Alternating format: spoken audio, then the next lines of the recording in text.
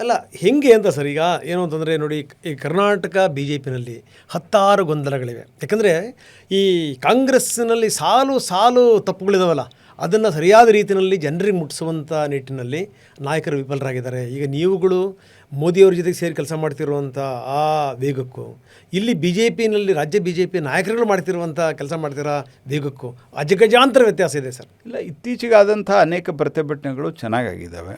ಇತ್ತೀಚೆಗಾದಂಥ ಪ್ರತಿಭಟನೆಗಳನ್ನ logical ಎಂಡಿಗೆ ತೊಗೊಂಡು ಹೋಗುವಂಥ ಪ್ರಯತ್ನವನ್ನು ನಮ್ಮ ರಾಜ್ಯದ ನಾಯಕತ್ವ, ಅದು ನಮ್ಮ ರಾಜ್ಯದ ಅಧ್ಯಕ್ಷರಿರ್ಬೋದು, ಅಶೋಕ್ ಇರ್ಬೋದು, ಚಲವಾದಿ ನಾರಾಯಣಸ್ವಾಮಿಯವರು ಇರ್ಬೋದು. ನೋಡಿ, ಪೊಲಿಟಿಕಲ್ ಪಾರ್ಟಿಯಲ್ಲಿ ಒಂದಿಷ್ಟು ಸಮಸ್ಯೆಗಳಿರ್ತಾವೆ. ಆದರೆ ಈಗ ಅದೆಲ್ಲವನ್ನು ಕೂತುಕೊಂಡು ಮಾತುಕತೆ ಮಾಡಿ, ಅಂದರೆ ಸಣ್ಣ ಪುಟ್ಟದಲ್ಲಿ ಯಾವುದೇ ತೊಂದರೆ ಇದ್ದರೆ ಅದನ್ನು ನಾವು ಮೊದಲು ದೇಶದ ಹಿತದ ದೃಷ್ಟಿಯಿಂದ ಕರ್ನಾಟಕ ರಾಜ್ಯ ಇದೊಂದು most progressive state, developing state. So ಇಲ್ಲಿ ಒಳ್ಳೆಯ ಆಡಳಿತ ಇರಬೇಕು.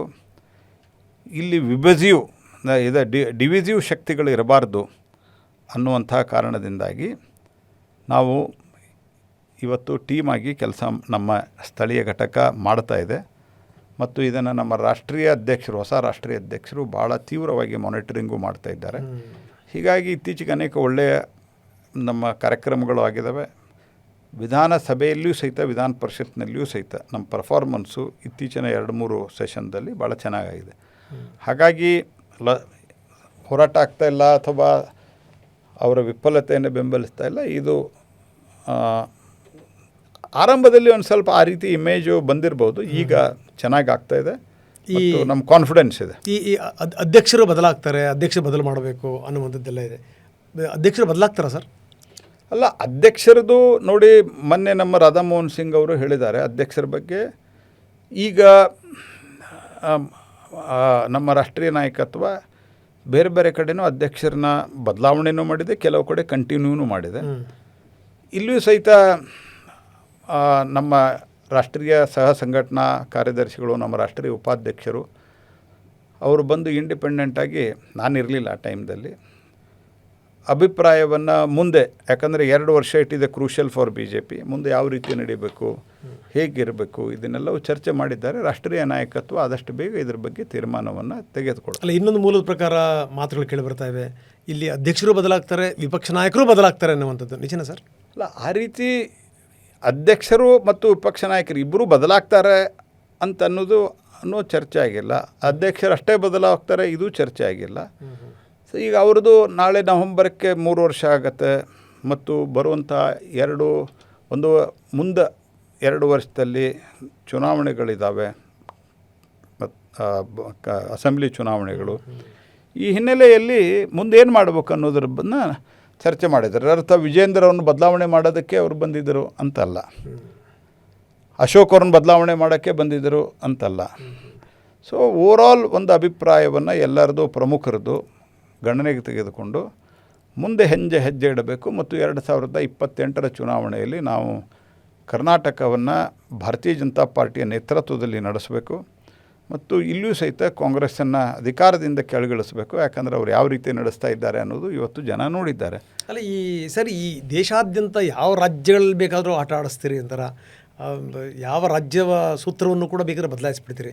ಆದರೆ ಯಾಕೋ ಈ ರಾಜ್ಯದ ವಿಚಾರಕ್ಕೆ ಸಂಬಂಧಪಟ್ಟಂಗೆ ಯಾಕೋ ಅಷ್ಟು ಹಿಡಿತಕ್ಕೆ ಸಿಗ್ತಾ ಇಲ್ವಾ ಅಂತ. ಇಲ್ಲ, ಆ ರೀತಿ ಹೇಳೋದು ತಪ್ಪಾಗ್ತದೆ.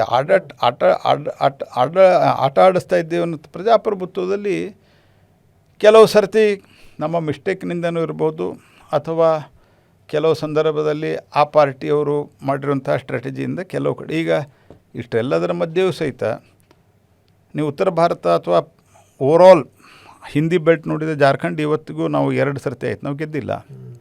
ಅಲ್ಲ, ನೀವು ಗೆದ್ದಿಲ್ಲ ಅಂದರೆ ಬಿಡಲ್ಲ, ಪ್ರಯತ್ನ ಪಡ್ತಾನೆ ಇರ್ತೀರಿ, ಒಂದಲ್ಲ ಒಂದು ಸಂದರ್ಭದಲ್ಲಿ ಹಿಡಿತಕ್ಕೆ ತಗೋತೀರಿ.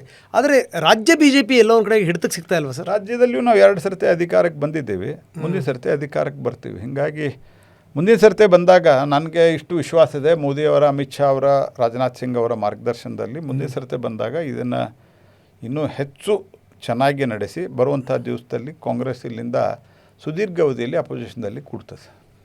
ಓಕೆ, ಇದು ಯಾಕೋ ಗತಿ ಮುಟ್ಟಲ್ಲ. ಹೀಗಾಗಿ ಏನು ಅಂತಂದರೆ ಕೇಂದ್ರದ ನಾಯಕರನ್ನೇ ರಾಜ್ಯಕ್ಕೆ ಅಧ್ಯಕ್ಷರನ್ನಾಗಿ ಮಾಡಬೇಕು, ಕೇಂದ್ರದ ಮಂತ್ರಿಗಳನ್ನೇ ರಾಜ್ಯದ ಅಧ್ಯಕ್ಷರನ್ನಾಗಿ ಮಾಡಬೇಕು ಅನ್ನುವಂಥ ಚರ್ಚೆ ಶುರುವಾಗಿದೆ ಅಂತ.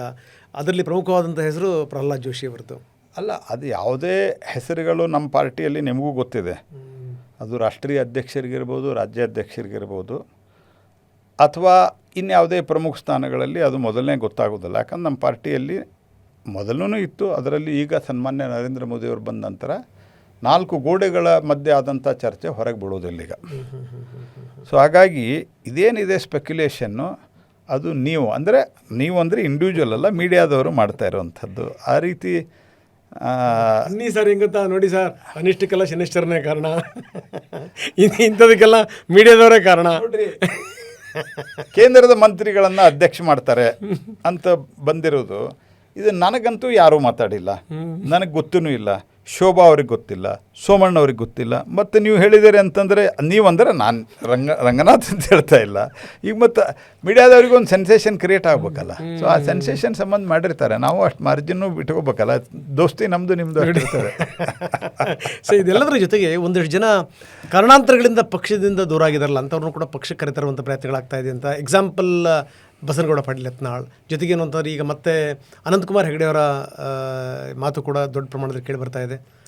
ನಿಜ ನೋಡಿ, ಪಾರ್ಟಿಯಲ್ಲಿ ಎಕ್ಸೆಪ್ಟ್ ಒಂದು 3-4 ಜನ ಏನು ಇತ್ತೀಚೆಗೆ ಪಾರ್ಟಿಯಿಂದ ದೂರ ಆಗಿದ್ದಾರೆ, ಅವರು ಸೇರಿದಂತೆ ಯಾರನ್ನೂ ಸಂತೋಷದಿಂದ ಪಾರ್ಟಿ ಯಾರನ್ನೂ ದೂರ ಇಟ್ಟಿರೋದಿಲ್ಲ. ಆಯಾ ಕಾರಣ ಸಂದರ್ಭ ಇರ್ತದೆ. ಆ ಟೈಮ್ದಲ್ಲಿ ನಾನು ಯಾರದೇ ಒಬ್ಬ ವ್ಯಕ್ತಿ, ಈ ವ್ಯಕ್ತಿ ಯಾವ ವ್ಯಕ್ತಿ ಅಂತ ಹೇಳ್ತಾ ಇಲ್ಲ. ಆ ಕಾಲಘಟ್ಟದಲ್ಲಿ ಅವರೇನಾದರೂ ಮಾಡಿದಂಥ ತಪ್ಪು ನಿರ್ಧಾರಗಳ ಅಥವಾ ತಪ್ಪು ಮಾತುಗಳು, ತಪ್ಪು ನಡವಳಿಕೆಗಳಿಂದಾಗಿ ಅವರು ದೂರ ಇದ್ದರೆ ಅದನ್ನು ಸರಿಪಡಿಸ್ಕೊಂಡ್ರೆ ಪಾರ್ಟಿ ಈಸ್ ಓಪನ್.